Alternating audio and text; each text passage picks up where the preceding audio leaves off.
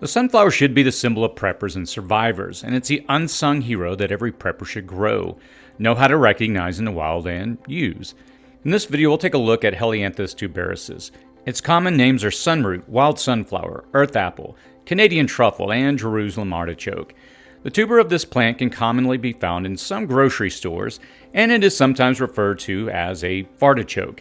The taste is similar to that of artichoke hearts, but it derives this slang name because of its high amounts of inulin. I'll show you how to grow, harvest, and cook the sunchoke to reduce the gassy effect. I'll also freeze dry some and make it into pasta. Let's explore this ultimate of prepper plants. Please consider subscribing to our newsletter by clicking on the link in the description and comment section below. If you enjoy this video, please subscribe and click the like button to help the channel grow. Growing and harvesting. The first thing to know about this plant is that it grows wild in almost any soil. Colonists first brought it and other sunflowers back to Europe, and now it extends around the world. Its tuber roots are prolific, and it will take over whatever garden plot you put it in to start. One planted acre will yield almost 9 tons of tubers. The real plus for the prepper is that you have an abundant source of fiber, carbohydrates, 2%, and protein in an emergency situation. 99% of people might stop to pick the flower, but they would never think to eat the tuber below. They would be missing out on some critical vitamins too. 1 cup has 10% vitamin C, 28% iron, 5% B6, 6% magnesium, 2% of your recommended daily allowance of calcium, and a whopping 644 milligrams of potassium. It's a survival superfood if you know how to prepare it. Harvesting is easy. Here I've clipped the stalk back after it ran its complete seasonal cycle. The flowers are quite nice and grow to easily 6 feet tall. The birds and pollinators love them, and they give a great splash of color. You can see the tubers of this variety are right on the surface. I don't have to worry about harvesting too many. Just one in the ground will turn to dozens by next season. I can also leave the rest in the ground, come back for them later, or grow an even larger harvest next season. This is a plant you don't need a green thumb for. Keep it watered in decent soil, and it will take off. As with any root vegetable, you want to wash the dirt off to ensure you get any harmful bacteria off. I'll be blanching these in a pot of boiling water, so I'm not that concerned. Preparing sunchokes. The key to breaking down the gaseous effects of the sunchoke is to cook them along with acidic foods. You can cook them with lemon juice, pickle them, use vinegar, or, as I'll do here, cook them with tomatoes. Doing this breaks down the inulin. They can be eaten raw, and they have a similar texture to a potato, but taste better with a slightly nutty flavor. I do not suggest eating them raw, however, unless your gut can process inulin. For this batch, I use a simple vegetable peeler. This isn't necessary, but it will give the final meal a better appearance. It peels easily and again looks similar to a potato. Once I have a full bowl, I simply slice them into 1/4-inch pieces that resemble sliced water chestnuts. To this, I'll add some tomatoes from my garden. I'll also add in a small sweet pepper and a few cloves of garlic. A healthy handful of basil, flowers, and it will impart a good flavor. Finally, I added a can of diced tomatoes. I'll put this on the stove top and let it simmer for about an hour and cook down. The acid works on the inulin. It doesn't convert it all, but it converts enough to make the sunchokes more digestible. And that's it. I could eat it just like this, and believe me, I did. I could also toss in with some pasta, which I also did. I also added some kale and black-eyed peas to make a southern-style side dish to this batch. The sunchokes, as I've said, taste similar to artichoke hearts. Using them as a pasta base. Olive cooking is an experiment to me, so I wanted to process a batch into pasta. If you haven't made your own pasta before, you're missing out. I don't do it often, but the taste and mouthfeel of homemade pasta puts store-bought pasta to shame.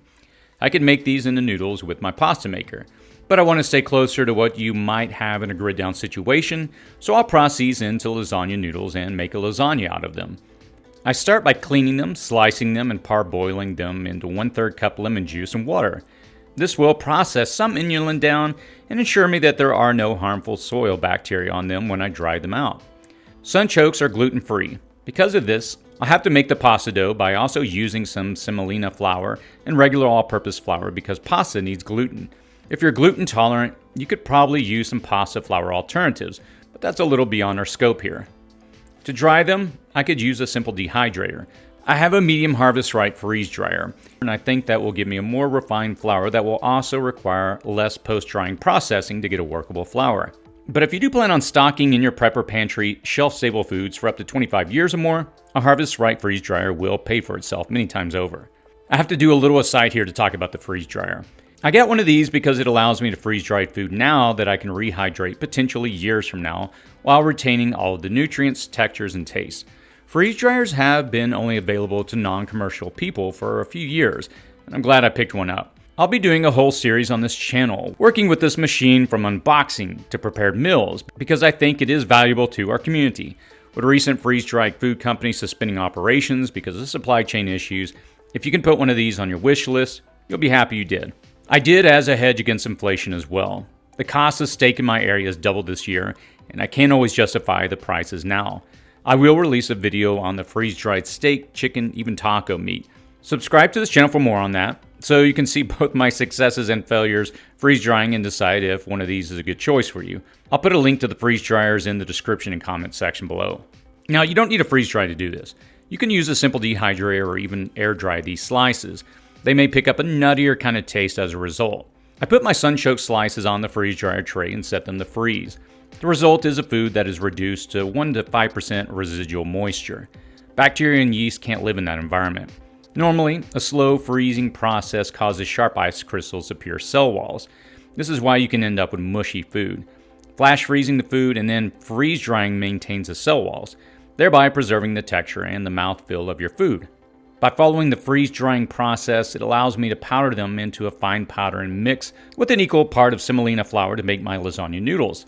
I started with 7 ounces of Sunchokes, and that was freeze dried and powdered down to half a cup of flour. To this, I topped it with semolina flour to make a cup, and then I added 1 cup to all the semolina and 1 cup of all-purpose flour. My freeze-dried Sunchoke flour will rehydrate with eggs. To make it into a pasta dough, I add 3 eggs, a tablespoon of olive oil, and a pinch of salt. Work it together in a ball, wrap the ball in a baggie, and refrigerate it for at least an hour.